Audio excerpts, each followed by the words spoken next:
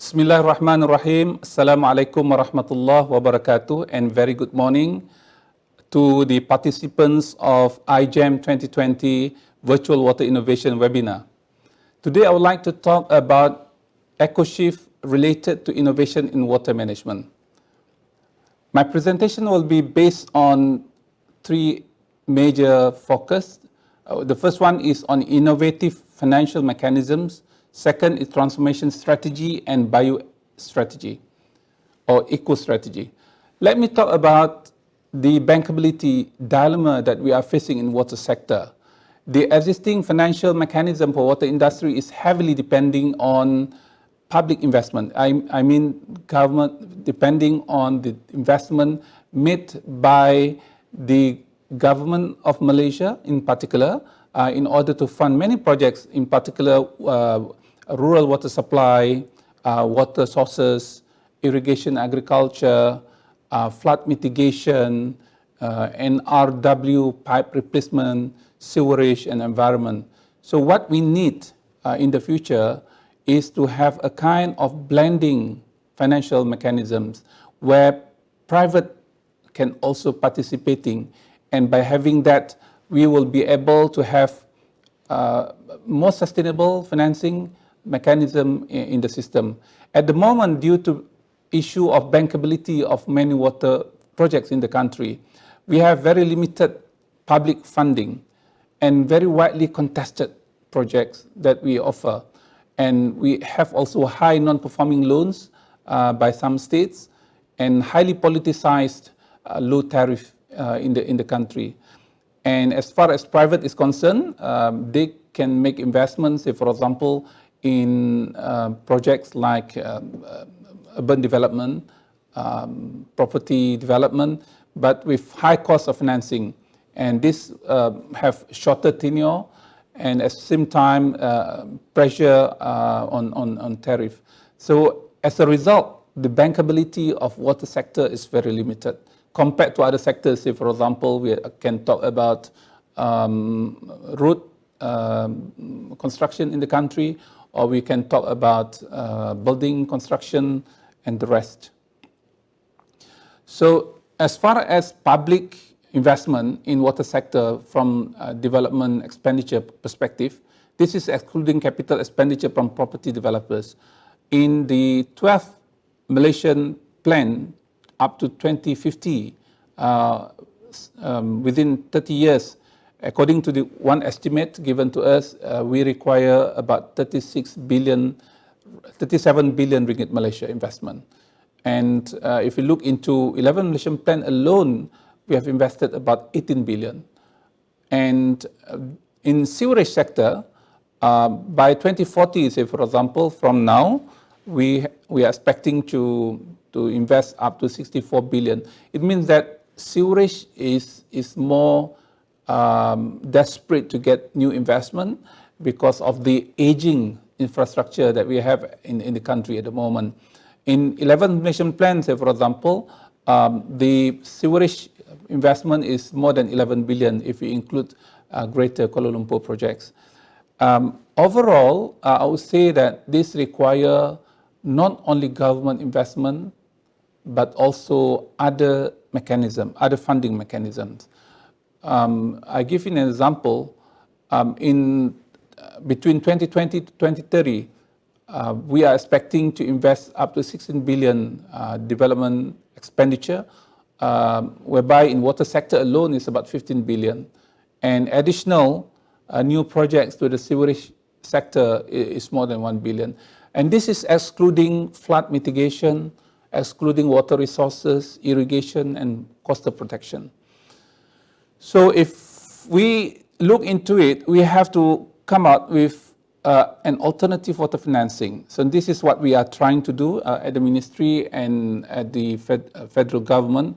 EPU has started the projects on new financial mechanisms to allow us to outsource funding to be able to fund projects related to water industry.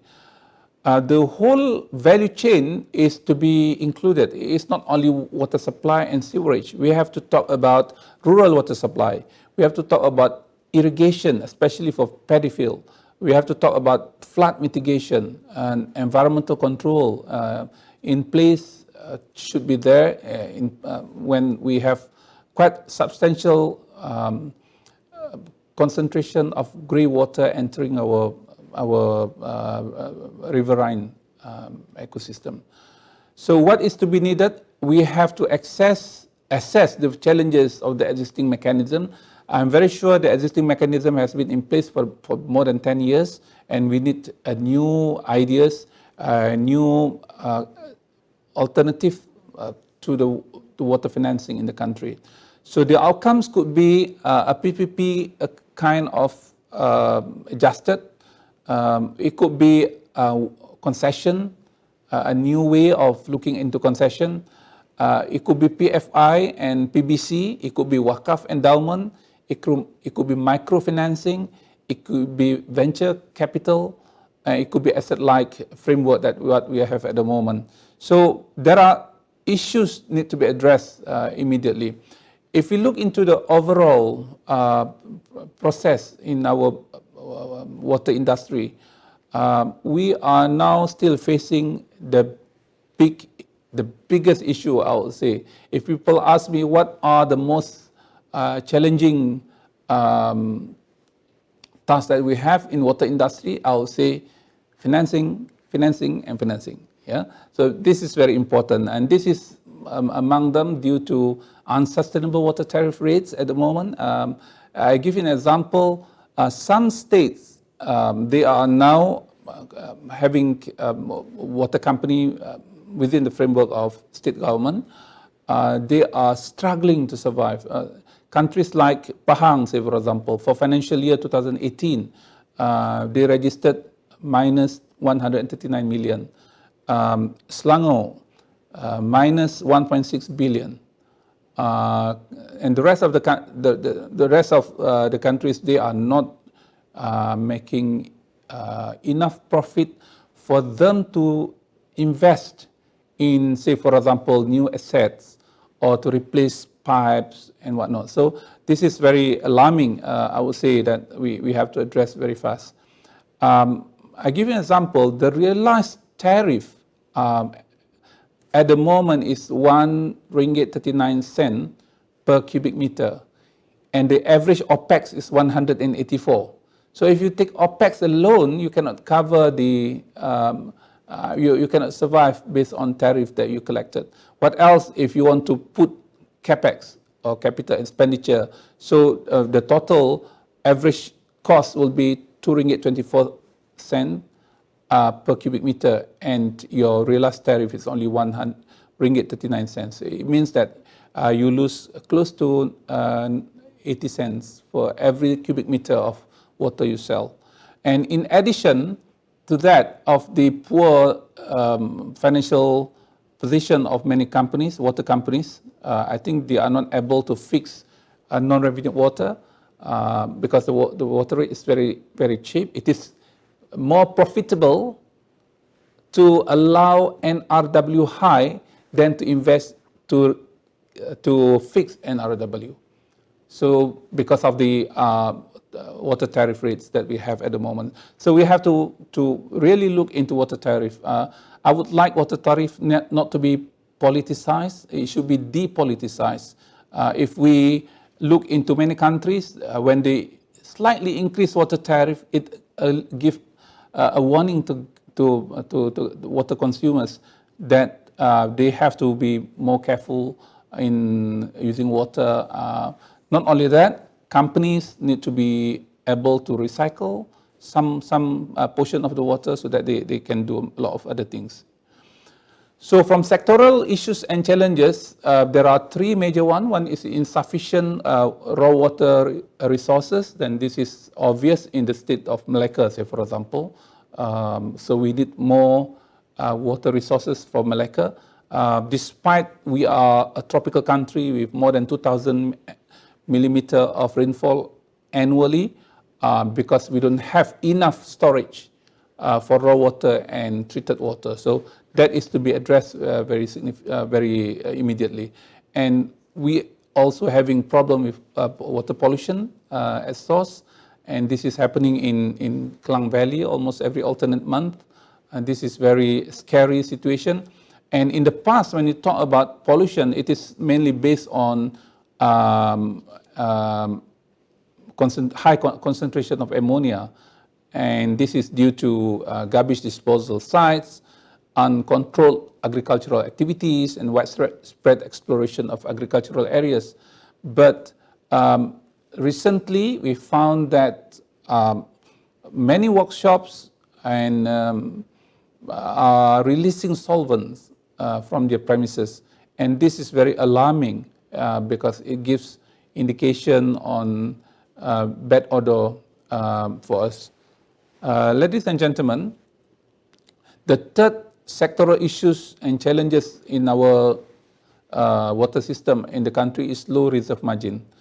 What does it mean by low reserve margin? It means that our capacity to treat raw water is not high enough in order for us to store enough treated water in the system.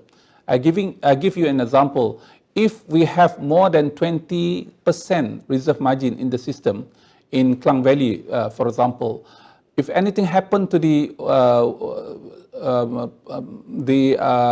raw water sources, assuming pollution or we have dry season, the system will be able, with high reserve margin of 20%, as I mentioned, can allow you to sustain for the next, say, for example, 10 days, yeah, without water interruption. And this must be coupled with enough reservoir within the network. It means that reservoir for treated water. So there are two reservoirs required. One is for raw water, and we call it ORS, off-river storage. The other one is reservoir for treated water. So that allows reserve margin to be higher than what we are now in Klang Valley is about 1%. Yeah, so places like Penang is about 30%. So we seldom inform that Penang has water issues because of their very high reserve margin. So reserve margin is the infra-technical solution to what's happening in Klang Valley. Let's go into the focus strategy for 12 Nation Plan that everyone would like to know. We have proposed to the government of Malaysia to reform water services industry, and it will be through various initiatives. First, to strengthen the financial sustainability of the water service providers by revision of tariff setting mechanism and revision of sewerage services as well. Yeah, it's not only water. As I mentioned earlier, the prediction until 2040 and 2050 is more towards sewerage infrastructure. What we have at the moment is a new sewerage facilities. I think it's between 20 to 30 years. After 30 years or 40 years, you need to replace them. And this has a lot of money. Yeah. And then the third one is to enhance innovative financing for water sector. At the moment, we are so much depending on two major sources of finance. One is from development expenditure from federal government. The other one is from loan from Pengurusan Aset Air Berhad PAAP. We might require additional alternative for funding, as I mentioned earlier. And then we have also to put in place to promote disaster risk financing. This is by disaster risk transfer mechanisms, and probably we have insurance to cover. And in order to do that, we have to have enough money in the system through private financing as well as sustainable tariff mechanism. So the second point I'm going to talk about is how to transform. So we mentioned about what we are trying to do and how to do it. I think we have to understand the principles developed through Sustainable Development Goals, that we have agreed to participate through Paris Agreement 2015. And when you talk about environmental sustainability at global level, at regional level, at national level, we have to have a barometer. We have to have a currency for that. And the currency everywhere now, people are talking about carbon. So whatever you do, people will ask, what is the investment per carbon emitted? What is the emission per carbon emitted? What is the BOD treated per carbon emitted? So this is something that we have to convert our thinking. And I think this is in place with the revision of the Environmental Quality Acts and WASIA, Water Services Industry Act. We want to include sustainability as one of the major components for us to consider. In the past, we have been using a lot of parameters, and these parameters are mainly localized. And sometimes for every single sample that we have 36, 37 parameters that we look at, and sometimes it's very confusing. Not many people can understand easily. So if we have a common denominator, which is carbon, it's much easier. Yeah. What is the approach? Our approach is to reduce carbon emission and to increase carbon sink. And what are methodologies to do that? To reduce carbon emission, we have to use green technology. So this ministry is very much into green technology. We have MGTC, Malaysia Green Technology and Climate Change Corporation, and we have also green cover. It means that to plant more trees, and this is happening not only outside your premises, but also within your premises. So I'm trying to plant some trees, some flowers in my small office. So what is the system like? How can we embark on sustainable development, as mentioned many times? One is by complying what we call green lifestyle. That is at personal level, and at the systemic level, we call it circular economy. Yeah, so this is very important. Circular means that there is no waste in the system.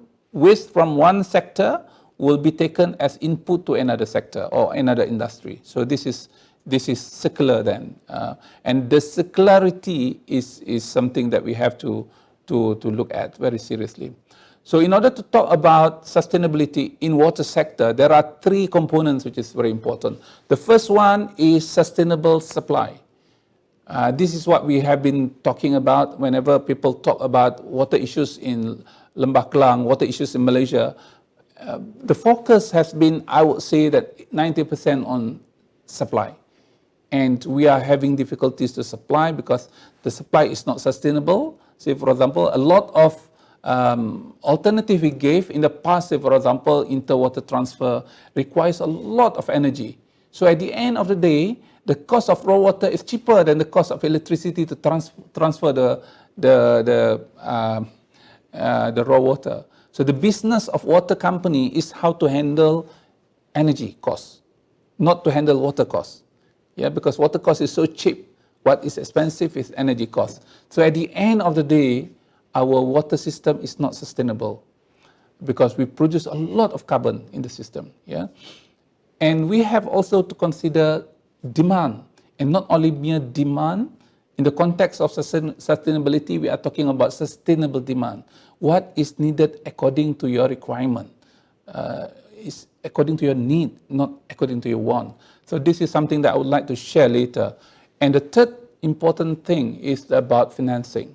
So many people thought that only two important in water sector, supply and demand. No, we have another one, which is financing. Sometimes a project is, a project has been constructed, and the cost of financing is triple the cost of the cost that we projected. Say, for example, to build a system of 5 billion, we have to pay within 25 years probably 12 billion. Yeah, that's the cost of the funding.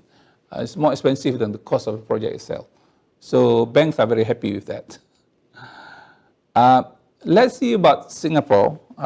Singapore is a country that we have to look at because they are our neighbor, the closest neighbor. and we can learn a lot from Singapore. So don't be shy to learn from your good neighbors. Singapore is one of them. As far as water conservation strategy, I think most people in the world now are looking at Singapore. So why not Malaysia as the closest to learn from Singapore? So what Singapore has, 3 strategy, very simple strategy. One is mandatory. Cut down on excessive flow and wastage of water. Means that don't waste. Yeah. The second point is voluntary. 3P approach to promote ownership of water conservation. So we have to promote water conservation, and this is voluntary. And the third one is pricing. Reflect the strategic importance and scarcity value of water. So the pricing is very important. So I give you an example on mandatory cutting down and voluntary strategy. In the year 2003, average Singaporeans used 165 litre a day per capita. And they reduced it to 153 litre in 2011. And by 2020, they are aiming at 147 litre a day per capita. In Malaysia, we have about 230. Some states, we have close to 300 litre a day per capita. It means that because the water is cheap. So who cares about water? I pay water less than 50 ringgit a month for a family of 10. So why should I bother about water to use more than what I require? So there is no incentive to reduce water consumption. So why water consumption is important? The more water we use, on average, the whole country use the same water, the more water resources need to be provided. The more dams need to be provided, the more weirs need to be provided, the more barrage need to be provided. And as a result, it costs a lot because this is all grants from federal government and that costs billions every year. Yeah, so this is very important. And then I would like to show you how transformation takes place. I would like to use what Professor Chan Kim has been teaching us, especially I've been following his classes for more than 5 years or so. So Blue Ocean Strategy is very close to my heart, easy for me to understand and to convey to other people. So in order to transform, we have to know where we are. So what is the amount of water we use now? 230.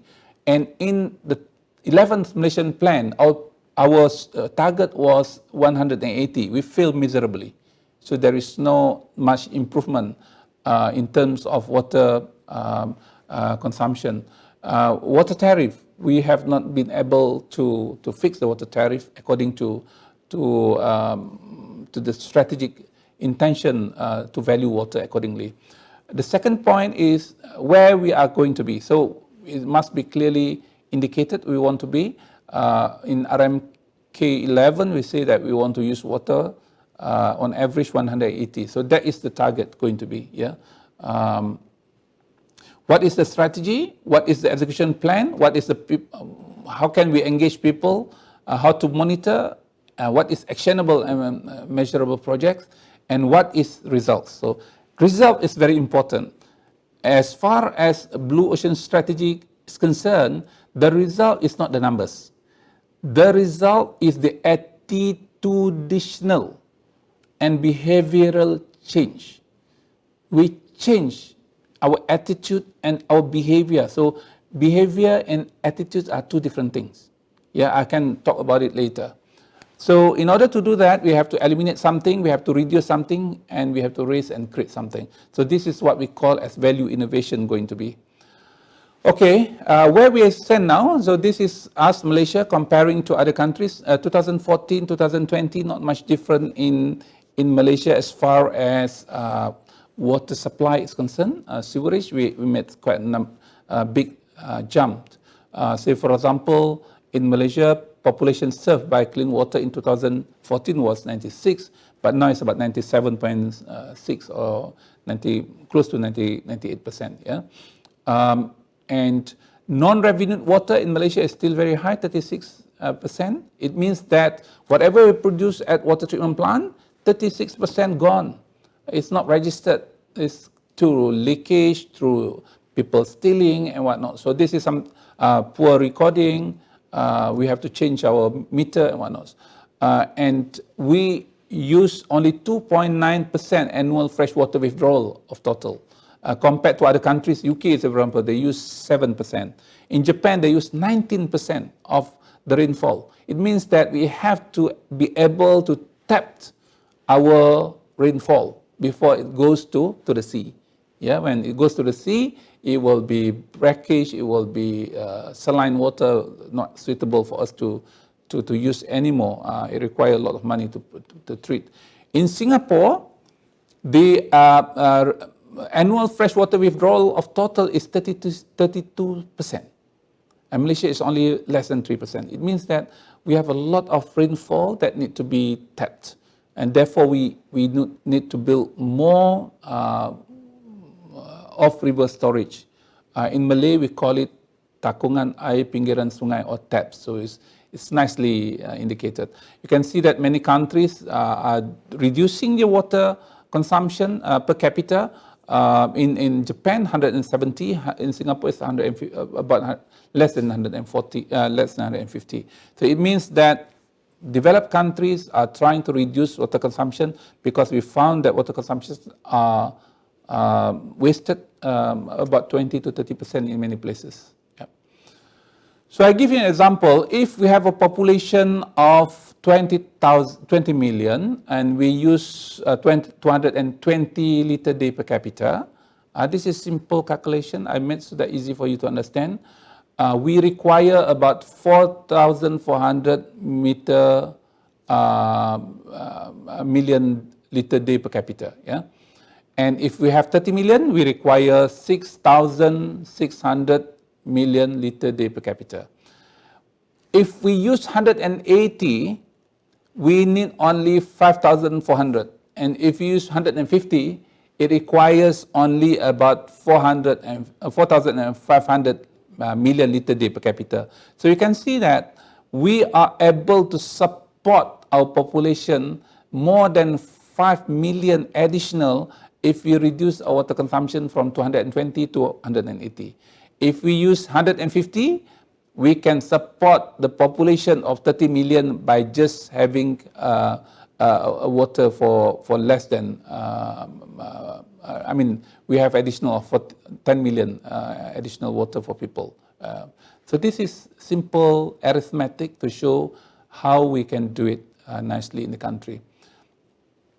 I will say that when we talk about green technology overall, because we want to do some innovation in it, what is the most important and game changer is not the instruments, not the financial mechanisms. The game changer is what we call value creation, new value creation. This is something that we have to understand. We value something more than previously. Why we are able to pay a cup of coffee at 25 ringgit? Because we value the coffee, yeah? And we can do it at home. It costs us less than 2 ringgit or 1 ringgit. Why we still go and buy 25 ringgit cup of coffee? Because of the value created within the framework. So this is what we are trying to do. So we need to have some kind of strategy to do that. I call it eco-strategy because eco-strategy is plan of action designed to achieve ecological goals. And then it must be, as I mentioned, to achieve outcomes, we have to be able to have tools, a technology, a structure. We have to have a strategy. Between tools and strategy, we have some tactics. Between strategy and the culture, we have some kind of vision.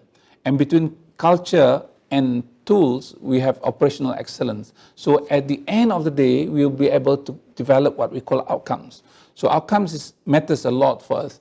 In the context of eco-strategy, the policy merit that we have, normally high in terms of policy, but low in terms of acceptance of the people, is green tax. Many countries are proposing green tax to solve this issue. Those who use a lot of water, they have to pay additional portion. They call it green tax. Singapore is doing it. Many countries in the world, in Scandinavian countries, they do it very well. I give you an example. In Singapore, they are using it. in Scandinavian countries, in Japan, they are using green tax as a policy to go on ecological strategy. Yeah. On top of that, we have education and awareness. This is also important. High in terms of policy merit, and it is very slow in terms of acceptance and delivery. The other issues that we can consider is cost-driven, increase the cost, regulatory framework. Those who are not able to comply, they have to pay, something like that. So this is cost-driven. In terms of acceptance, very low. In terms of policy merit, it's also very low because you put burden on people. A lot of people would like to have some kind of subsidy, incentive. Say for example, in the energy sector, they call it feed-in tariff, say for example. This is good in terms of acceptance. People are rushing for it. Say for example, we give special tax incentive for hybrid car. So everyone trying to buy hybrid car for that particular year. But this is what we call skimming. People just get on the surface. They might not be able to understand why it is to be implemented. What is the benefit out of it? They think of themselves, because I get a new car, I get a cheaper things, you know. This is high in terms of acceptance, very poor in terms of policy merit. But if you want to have high policy merit, high acceptance, and high outcome as well, we have to have a premium policy. And this is, say, for example, by having public to participate in our projects, to change culture, eco-culture. We have a carbon policy in place. So this is what we have to consider very seriously. I think in order to do that, we have to have what we call Ecoshift. And we developed a framework of Ecoshift. We planned by prioritizing something, outcome-driven, and we strategize, as I mentioned, eco strategy, and we implement. And most of our activities are on implementation. If I give you an example, we spend 10% of planning, 10% strategizing, and 70% on implementation. And the rest, 10%, is on improving to keep on improving from time to time. We review and we improve. We review and we improve. And this can be able to get a set of outcomes. So this outcome will change people, will change our country, will change our situation. And what is going to be the results, as mentioned by Professor Chan Kim, is the behavioral change. People keep on changing, and this is cultural in nature, and this is personal domain, within the personal domain of the people. Behavior means something that you do, and that it must be incentive or punitive, and then people behave accordingly. Yeah. But habits is something ingrained in their body, ingrained in their mind. It's already embedded. Behavior is only less than 10% of what we do in life. When we say, for example, we wake up in the morning, we go to school, we go to work. Probably we say, initially, we say that, oh, I have to go early to office. Why? Because I want to be a good employee. Yeah, that is behavioral, because if you come late, you will be punished. That is punitive. But when you do it for many, many days, many, many months, it's already your habit to go to work on time. So that is habitual. Habitual is something that you don't have to force. It is natural. And 90% of what we do in life is habitual. So in order to become good habit, to have a good habit as a nation, we have to start with behavior change and then habitual change. Assuming people are using less water for bathing, for performing wudu for Muslim, for many things. Say, for example, the flushing toilets, using the less water facilities. That is habitual. Yeah, people need to behave first and then become habitual. In order to do that, we have to have public participation, and this public participation requires 5 components. One is informing them, Just merely informing is not sufficient. We have to consult them. What's wrong with you?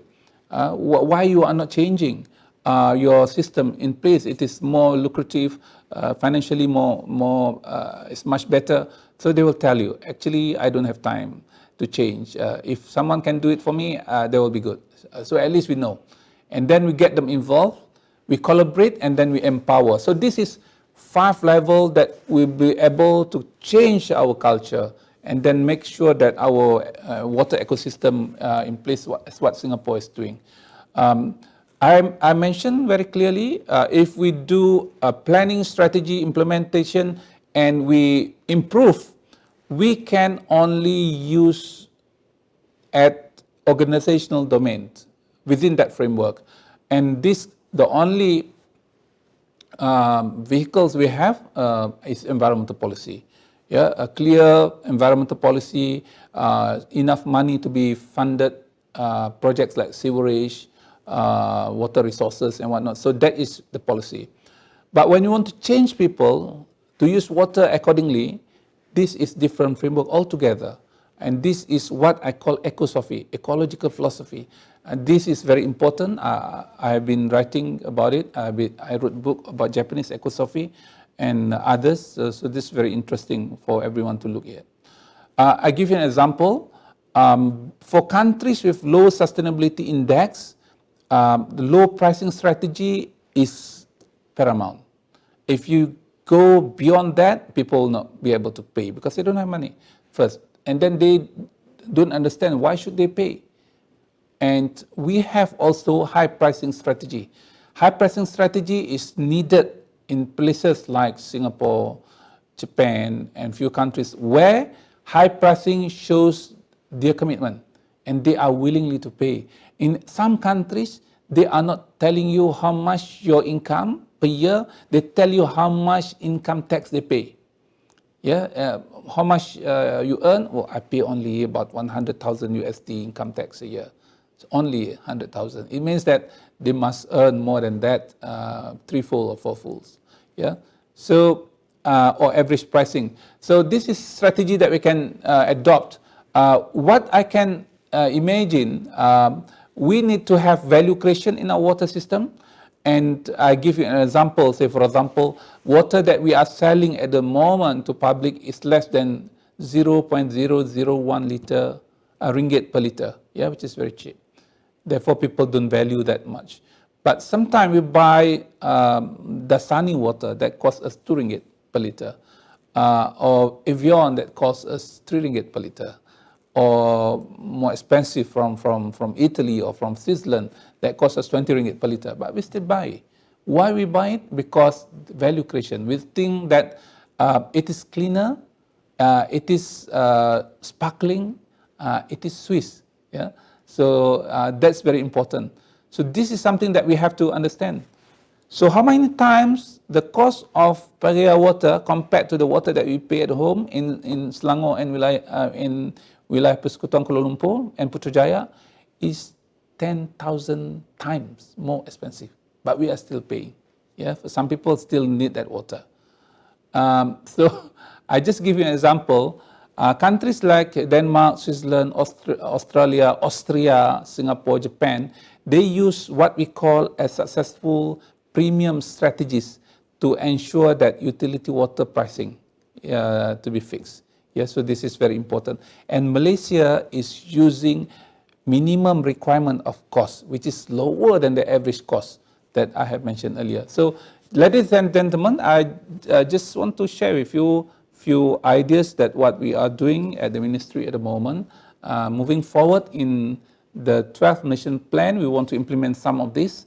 We have put forward our ideas. Paperwork has been submitted. Hopefully, we will be able to make Malaysian water industry more sustainable in the future.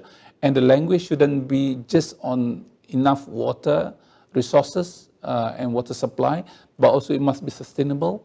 It must be less contribution to the emission of carbon in particular, and we contribute to the real meaning of sustainability.